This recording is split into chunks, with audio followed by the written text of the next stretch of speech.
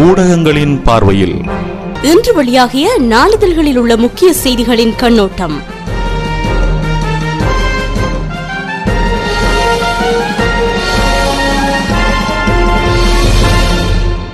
இலங்கை ஜனாதிபதி மஹிந்த ராஜபக்ச லண்டனில் உரையாற்றவிருந்த ஒரு அமர்வு ரத்து செய்யப்பட்டுள்ளது. மிக கவனமான பல விடயங்களை ஆராய்ந்த பின்னரே இந்த அமர்வு ரத்து செய்யப்பட்டுள்ளதாக தகவல்கள் வெளியாகியுள்ளன.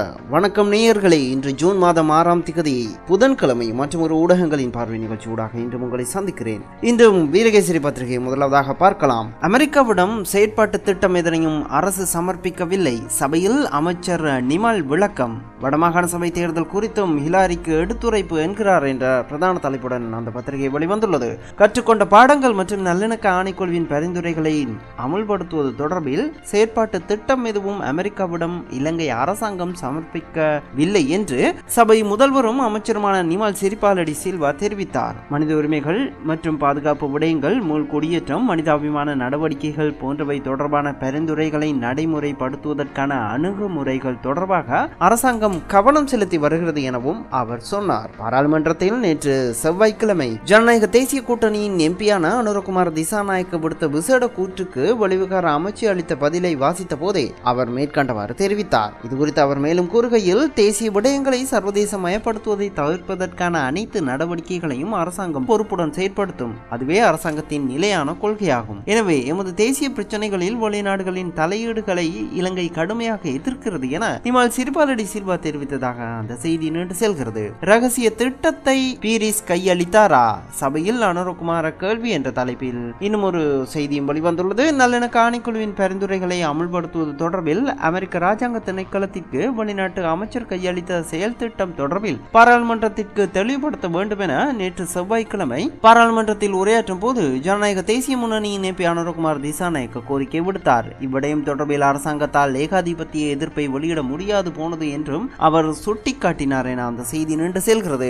இந்த கருத்துக்கு பதிலளிக்கும் போதே சபை முதல்வர் நிமல் சிறிபாலடி சில்வா தெரிவித்த கருத்தை இன்றைய தினம் வீரகேசரி அதன் பிரதான செய்தியாக வெளியிட்டுள்ளது. ஆஸ்திரேலியா செல்ல முயன்ற போது கைதான 27 தமிழர்களுக்கு விளக்கமறியல், ஏனையோரை முகாம்களுக்கு அனுப்ப நடவடிக்கை என்ற தலைப்பில் இன்னும் ஒரு செய்தியும் வெளிவந்துள்ளது. சட்டவிரோதமாக ஆஸ்திரேலியா செல்ல முயன்ற போது கேரள கொல்லத்தில் கைது செய்யப்பட்ட 151 ஈழத் தமிழர்களில் 27 பேரை விளக்கமறியலில் வைக்குமாறு நீதிமன்றம் உத்தரவிட்டுள்ளது. கொல்லம் கடற்கரையில் வைத்து நேற்று முன்தினம் கைது செய்யப்பட்ட 151 ஈழத் தமிழர்களில் பெரும்பாலானோர் தமிழ்நாட்டில் உள்ள அகதி முகாம்களைச் சேர்ந்தவர்கள் என்பது விசாரணைகளில் இருந்து தெரிய வந்துள்ளது. இவர்களை விசாரணைகளுக்கு பின்னர் மீண்டும் முகாம்களுக்கு திருப்பி அனுப்ப நடவடிக்கை எடுக்கப்பட்டுள்ளது.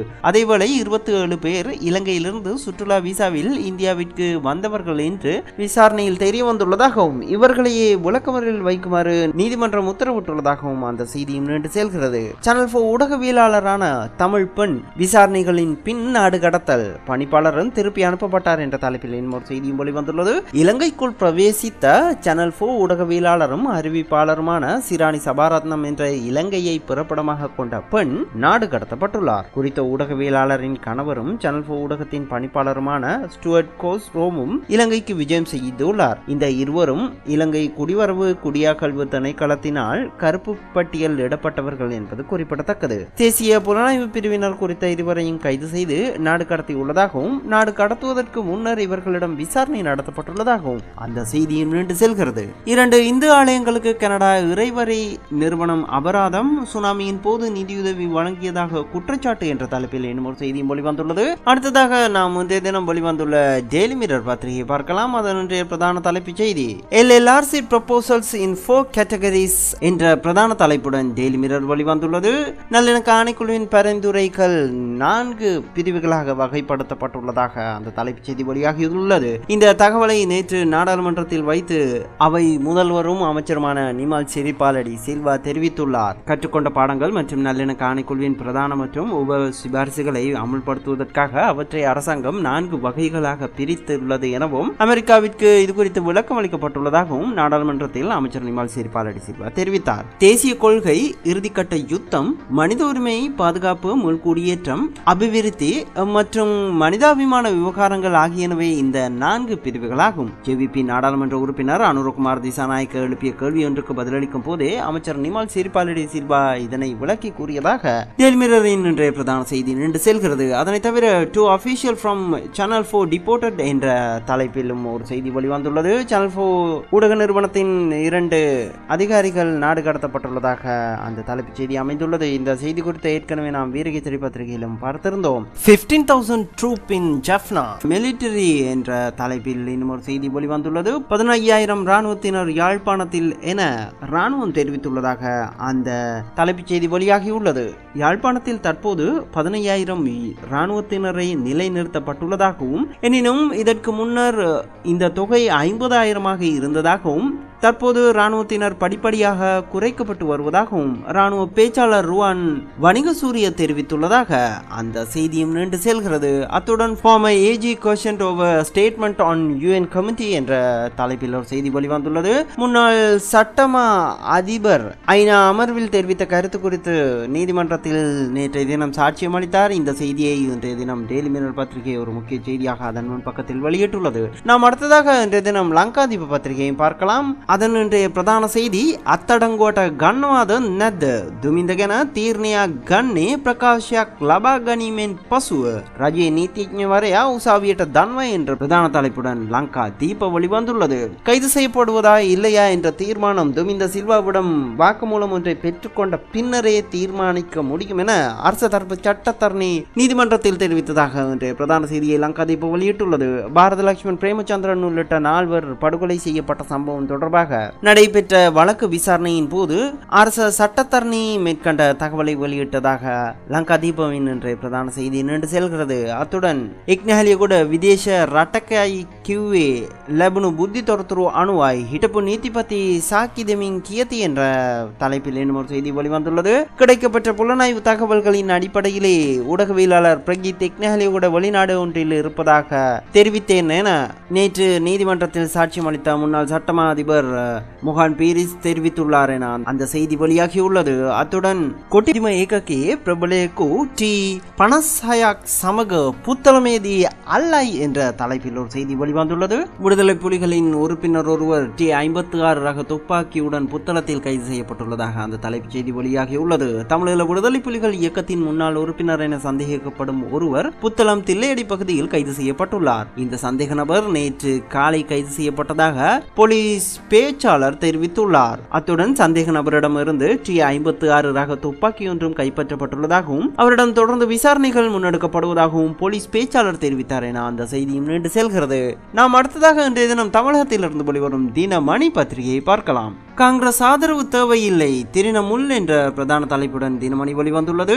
இனி காங்கிரஸ் ஆதரவு எங்களுக்கு தேவையில்லை. மேற்கு வங்க மாநில உள்ளூராட்சி தேர்தலில் அமோக வெற்றி பெற்றதன் மூலம் மாநிலத்தை தனித்து ஆளும் வல்லமை திரிணமுல் காங்கிரசிற்கு இருப்பது நிரூபிக்கப்பட்டு இருக்கிறது என்று அந்த கட்சியின் அனைத்து இந்திய பொதுச் செயலாளரும் மத்திய ரயில்வே அமைச்சருமான முகுல் ராய் செவ்வாய்க்கிழமை உறுதிப்பட தெரிவித்தார். இதற்கு பதிலடி தந்திருக்கும் காங்கிரஸ் கட்சி வேண்டுமென்றால் தேர்தலில் திரிணமுல் காங்கிரஸ் தனித்து போட்டியிடட்டும் என்று கூறியிருக்கிறது. இதனால் இரு கட்சிகளுக்கும் இடையே மீண்டும் உரசல் ஏற்பட்டு இருக்கிறது. மேற்கு வங்க மாநில உள்ளூராட்சி அமைப்புகளுக்கு கடந்த ஞாயிற்றுக்கிழமை தேர்தல் நடந்தது. 2011 சட்டப்பேரவை தேர்தலுக்கு பின்னர் நடந்த முதலாவது தேர்தல் என்பதாலும் இந்த தேர்தல் முக்கியத்துவம் வாய்ந்ததாக கருதப்பட்டது. வாக்கு எண்ணிக்கை முடிவுகள் செவ்வாய்க்கிழமை அறிவிக்கப்பட்டன. இதில் மொத்தமாக 6 மாநகர ஆட்சிகளில் 4 மாநகர ஆட்சிகளை திரிணமுல் காங்கிரஸ் கைப்பற்றி உள்ளது என அந்த செய்தி நின்று செல்கிறது. அத்வானி கருத்துக்கு கருணாநிதி ஆதரவு என்ற தலைப்பில் இன்னும் ஒரு செய்தியும் வெளிவந்துள்ளது. தேர்தல் ஆணையாளரை நியமிக்க குழு அமைக்க வேண்டும் என்று பாஜக மூத்த தலைவர் அத்வானி கூறியுள்ள கருத்துக்கு திமுக தலைவர் கருணாநிதி ஆதரவு தெரிவித்துள்ளார். இது தொடர்பாக செவ்வாய்க்கிழமை அவர் வெளியிட்ட அறிக்கையில் தேர்தல் ஆணையாளரை நியமிக்க குழு அமைக்க வேண்டும் என்று பிரதமர் மன்மோகன் சிங்கிற்கு அத்வானி கடிதம் எழுதியுள்ளார். அந்த கடிதத்தில் உள்ள கருத்துக்கள் எனக்கும் உடன்பாடுதான். எதிர்கட்சிகளின் கருத்து என்பதால் அது அலட்சியப்படுத்த கூடியது அல்ல எனவும் திமுக தலைவர் கருணாநிதி தெரிவித்துள்ளதாக அந்த செய்தியும் நீண்டு செல்கிறது. ஸ்டாலின் தில்லி பயணம் சோனியாவுடன் சந்திப்பு என்ற கேள்விக்குறியோடு இன்னும் ஒரு செய்தியும் வெளிவந்துள்ளது. திமுக பொருளாளர் மு.க. ஸ்டாலின் 3 நாள் பயணமாக புதன்கிழமை இரவு தில்லி வருகிறார். குடியரசுத் தலைவர் வேட்பாளர் தேர்வு குறித்து அவர் காங்கிரஸ் தலைவர் சோனியா காந்தியை வியாழக்கிழமை சந்தித்து பேசுவார் என்று எதிர்பார்க்கப்படுவதாக அந்த செய்தியும் நீண்டு செல்கிறது. அத்துடன் ஆதர்ஷ் ஊழல், தேஷ்முக் ஹிண்டே பங்கு குறித்து தீவிர விசாரணை, நீதிமன்றத்தில் சிபிஐ தகவல் என்ற தலைப்பில் இன்னும் ஒரு செய்தியும், ஊழல் புகார் ஆதாரங்கள், சோனியா இல்லத்தில் ஹசாரே குழு ஒப்படைப்பு என்ற தலைப்பில் மற்றும் ஒரு செய்தியையும் தினமணி அதன் முன்பக்கத்தில் வெளியிட்டுள்ளது. அந்த செய்தியோடு இன்றைய ஊடகங்களின் பார்வை நிகழ்ச்சி நிறைவுக்கு வருகிறது. மீண்டும் இதே நிகழ்ச்சியில் நாளை உங்களை சந்திக்கும் வரை உங்களிடமிருந்து விடைபெறும் நான் VK. வணக்கம் நேயர்களே.